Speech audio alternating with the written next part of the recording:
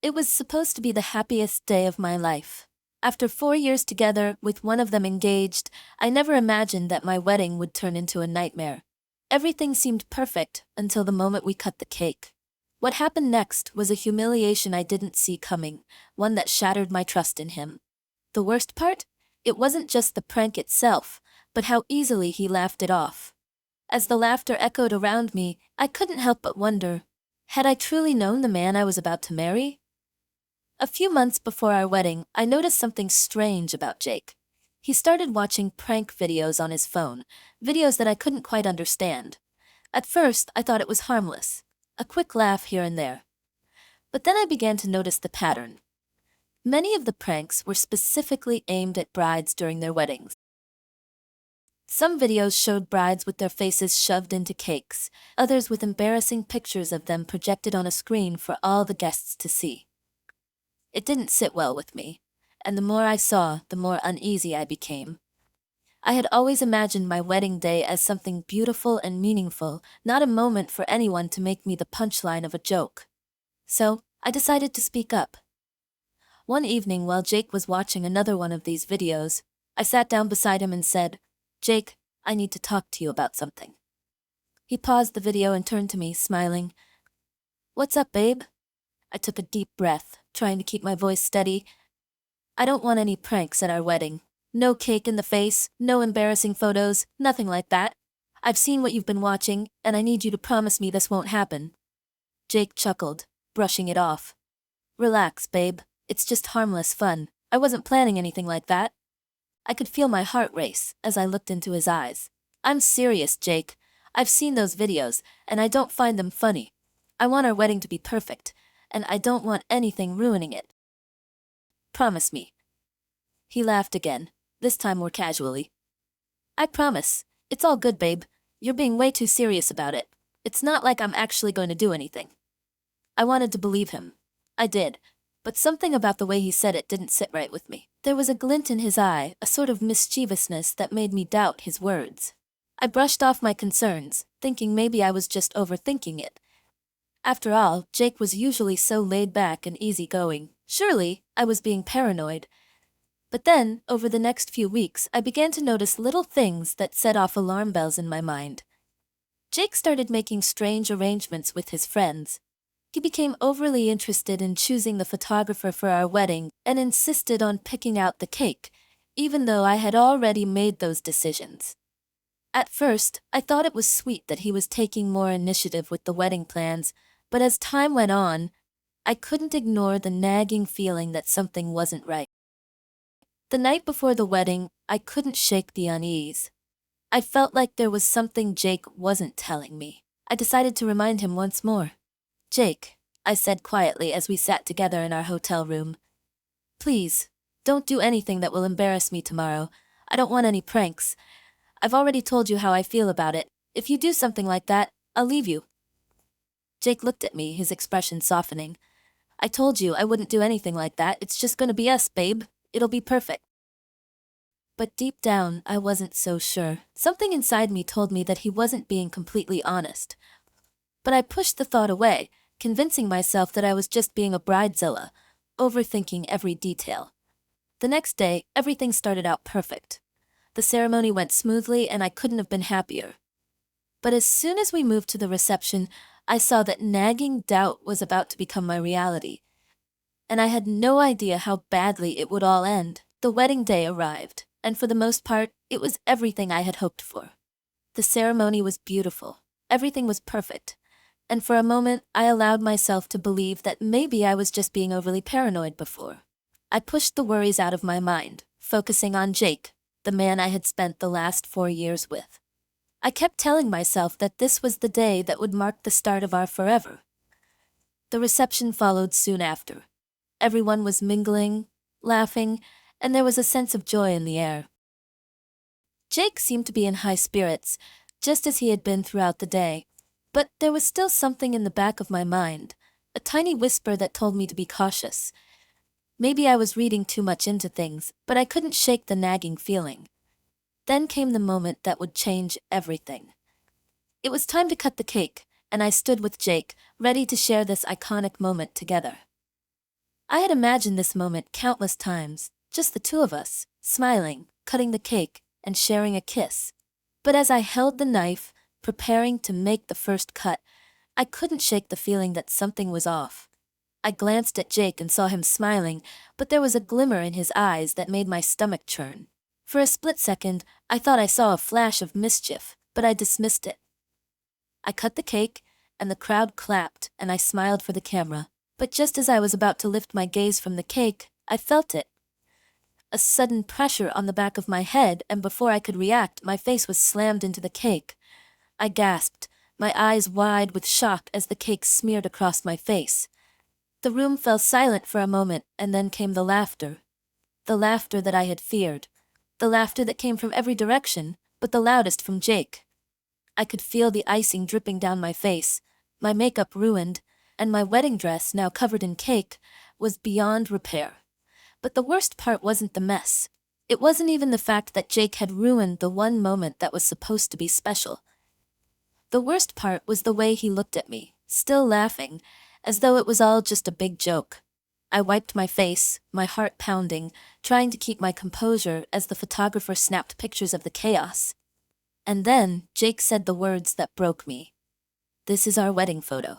His voice was casual, like he hadn't just humiliated me in front of all our family and friends. I could feel my face flush with anger and embarrassment, and before I knew what I was doing, I slapped him across the face. The room went dead silent. I turned on my heel, my heart racing, and I ran out of the hall. The tears were already falling as I rushed to the bathroom. I slammed the door behind me and leaned against the sink, my hands trembling. What had just happened? How could he do this to me? How could someone I loved, someone I trusted, have done something so cruel?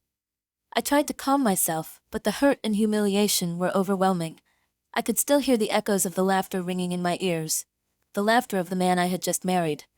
I thought I was alone, but then I heard loud shouting from outside the bathroom. It was Frank, Jake's brother. His voice was filled with anger, but also something else. Concern, maybe? Confusion? I wasn't sure. All I knew was that I couldn't stay in that room any longer. I needed to leave, to escape. As I opened the door, Frank was standing there, his face flushed with fury. "Jake has something to say to you," he said, his voice low but firm. There was no warmth in his eyes, just pure, unfiltered anger. I didn't know what to expect, but I wasn't prepared for what came next. Frank stood in the doorway, his presence demanding attention, and I froze. For a moment, I just stared at him, unsure of what to say or do. My heart was still pounding from the shock, and all I could think about was how my wedding day, the day I had dreamt about for so long, had turned into an absolute nightmare. Frank didn't wait for me to respond. He stepped into the room, his face set with an expression I had never seen before. "Jake has something to say to you," he said firmly, his voice low but full of authority. The anger in his tone was unmistakable, and I found myself both grateful and afraid. I had never seen Frank so upset before. He was always the kind, gentle brother, the one who seemed to be a calming influence on Jake. But now something had shifted. His protective nature was coming to the surface, and I couldn't help but feel a flicker of relief. Maybe, just maybe, there was someone in this room who understood what I was going through. I wiped the tears from my face and tried to steady my breathing. "I don't want to talk to him," I said, my voice trembling.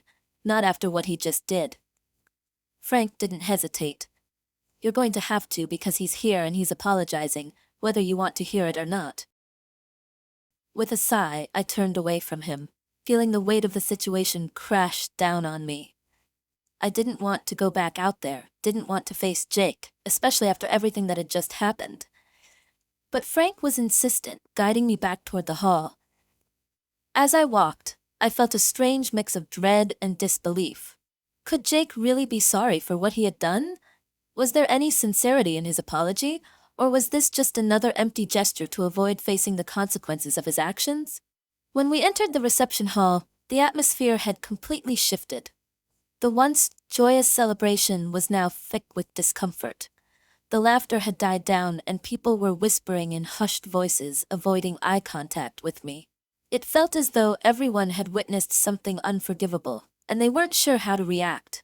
I could see my family's eyes darting nervously around the room, and Jake's family was uncomfortably silent, clearly aware that something had gone terribly wrong. The room was heavy with embarrassment.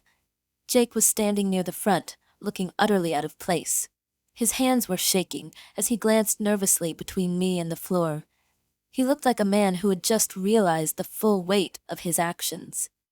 As I stepped into the room, all eyes turned toward me, and for a moment I felt exposed, like every person in that room was waiting to see what I would do next.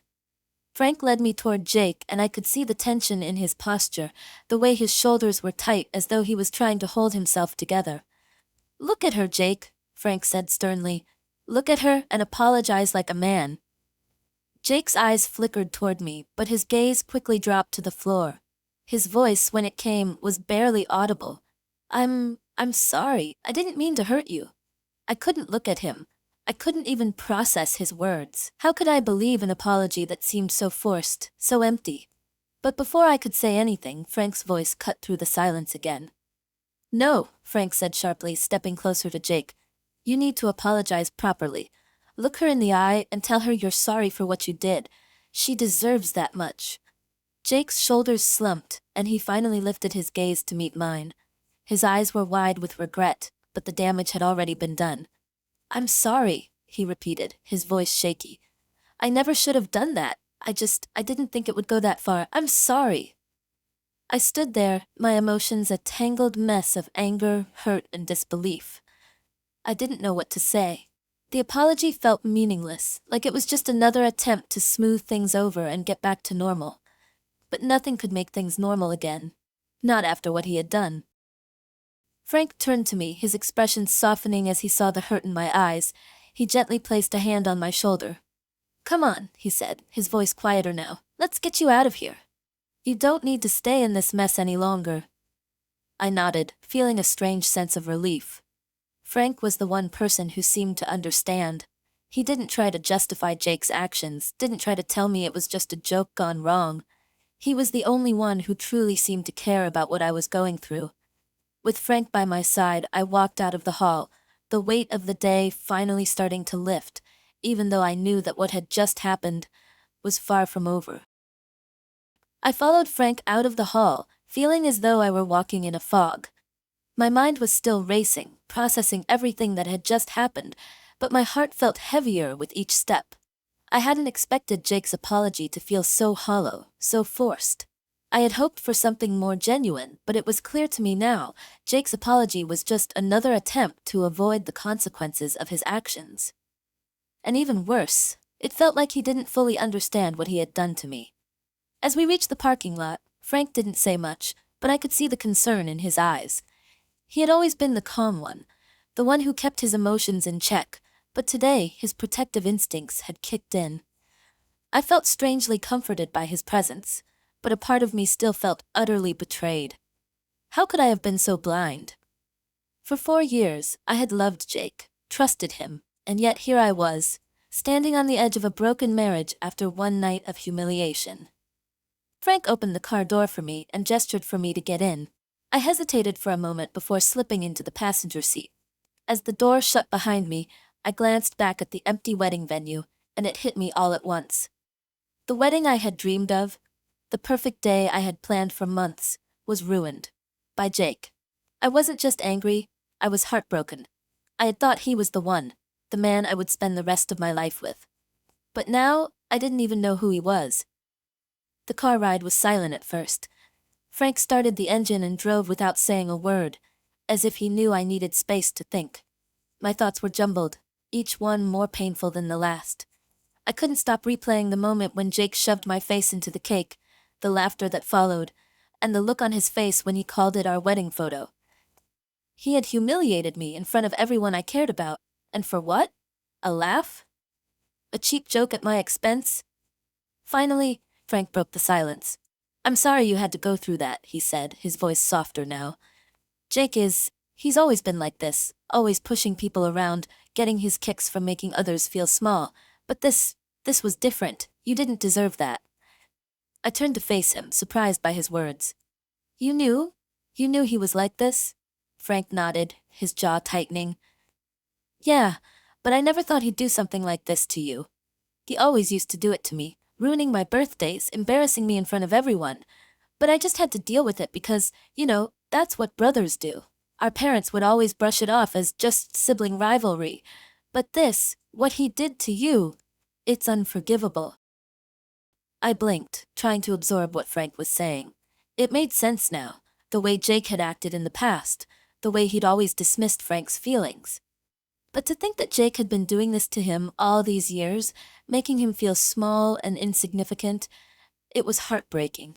And now I was on the receiving end of that same cruelty. I don't know what to do, Frank, I confessed, my voice trembling. I don't know if I can stay with him after this. How can I trust him again? How can I believe anything he says? Frank's grip tightened on the steering wheel as he looked at me briefly before turning his eyes back to the road. You don't have to stay with him. If you feel like this is the end, then it's the end. You deserve someone who respects you, someone who makes you feel loved, not humiliated. And if you need help, if you need someone to help you pack up your things or just get away, I'm here. I'll help however I can. His words were like a lifeline, and for the first time that day, I felt a sense of clarity. Frank wasn't just offering his support because he was my brother-in-law. He genuinely cared. And I knew deep down that I couldn't stay in a marriage where trust had been shattered. Jake had crossed a line, and I wasn't sure there was any going back. As Frank drove me home, the weight of what I needed to do settled over me like a heavy blanket. I couldn't ignore the truth anymore. I had to make a decision. And I knew, without a doubt, that my marriage to Jake was over. As Frank drove me back to his place, the reality of what I was about to do began to sink in. The night had been a whirlwind of emotions: anger, humiliation, confusion, and now, as I sat in the passenger seat, I felt a deep sadness settle in my chest. My marriage, the one I had believed in, the one I had fought for, was slipping through my fingers. When we arrived at his house, Frank parked the car, and we both sat in silence for a moment. The headlights illuminated the front door, but the world around us felt dark, like everything had been cast in shadow. I wasn't ready to go inside yet, but I knew I couldn't stay in this limbo forever. I had to make a decision. You need to make the call, Frank said, his voice soft but insistent. Jake won't change. This isn't the first time he's done this. And I don't want you to keep second-guessing yourself. You deserve more than what he's giving you. I nodded, even though my heart felt torn in two.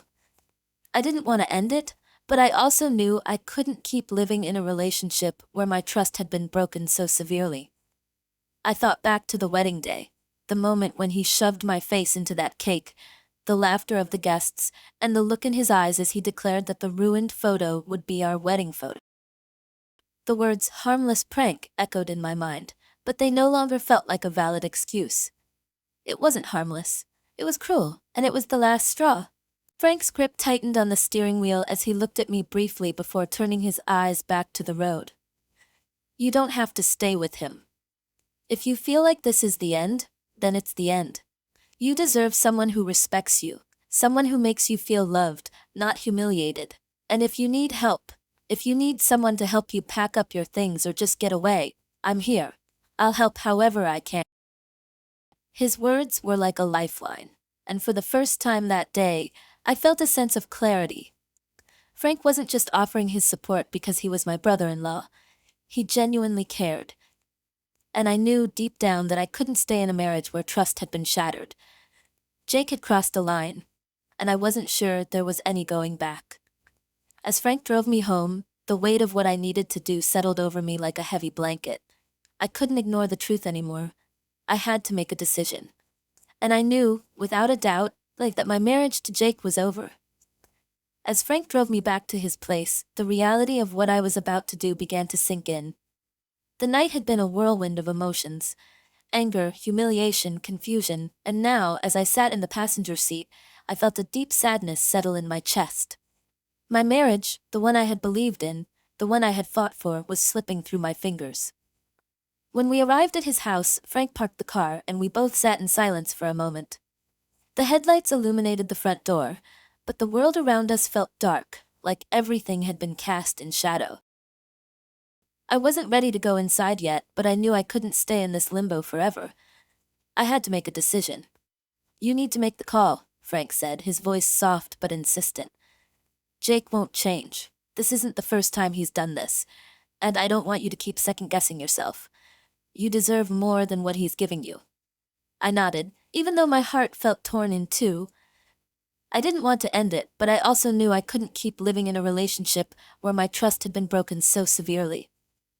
I thought back to the wedding day, the moment when he shoved my face into that cake, the laughter of the guests, and the look in his eyes as he declared that the ruined photo would be our wedding photo. The words harmless prank echoed in my mind, but they no longer felt like a valid excuse. It wasn't harmless. It was cruel, and it was the last straw. I took a deep breath and reached for my phone. My hands were shaking, and I could feel the tears threatening to spill over once again. I hadn't spoken to Jake since I ran out of the reception. I didn't know what to say to him. How could I even find the right words? The phone rang twice before Jake's name appeared on the screen. For a brief second, I hesitated. Could I really do this? Could I really walk away from everything we had built together? But the image of him laughing, of him humiliating me in front of everyone, pushed me forward. "Hello?" Jake's voice came through, hesitant and unsure. It was as if he didn't know what kind of reception he would get. I didn't waste any time. "Jake," I said, my voice calm but firm. "I'm done. This marriage is over. I'm filing for divorce." There was a long pause on the other end of the line. I could hear his breath catch, as if he hadn't expected me to say it. But the moment I spoke those words, it felt like a weight was lifted off my chest. It wasn't easy, but it was necessary. "Wait, what?" Jake's voice cracked with panic. "No, please, don't do this. It was just a joke. I didn't mean to hurt you." "Don't try to justify it," I said, fighting the urge to cry. "I told you, I didn't want any pranks at the wedding. You promised me you wouldn't do anything like that, and you went ahead and humiliated me. I can't trust you anymore. You showed me exactly who you are." "I'm sorry, I messed up," Jake pleaded, but there was an edge of frustration in his tone. "Don't make this permanent. It wasn't a big deal. Why are you making such a big deal out of it?" "Because it's not just about the prank, Jake," I said, my voice growing stronger with every word. "It's about the fact that you don't respect me, that you don't care about my feelings. If you can do this to me on our wedding day, then what happens when the stakes are higher? What happens when something more important is on the line?" I heard Jake's heavy sigh on the other end, but it didn't make me waver. His apology didn't feel real, and no matter what he said, I knew I couldn't stay in this toxic relationship any longer. "I'm filing for divorce tomorrow," I added, my voice unwavering. "Don't try to contact me again. It's over." With that, I ended the call. The finality of it echoed in my chest, but it was the relief I needed. I knew it was the right decision, even though it hurt. Frank was waiting for me as I hung up the phone, his expression one of quiet support. He didn't say anything at first, but I could tell that he understood. "You're doing the right thing," he said softly. "I'm proud of you." I nodded, tears welling up in my eyes again. But this time they were different. They weren't tears of humiliation or anger. They were tears of liberation, of knowing that I had taken control of my life and my future. The road ahead was uncertain, but for the first time in a long time I felt like I was free.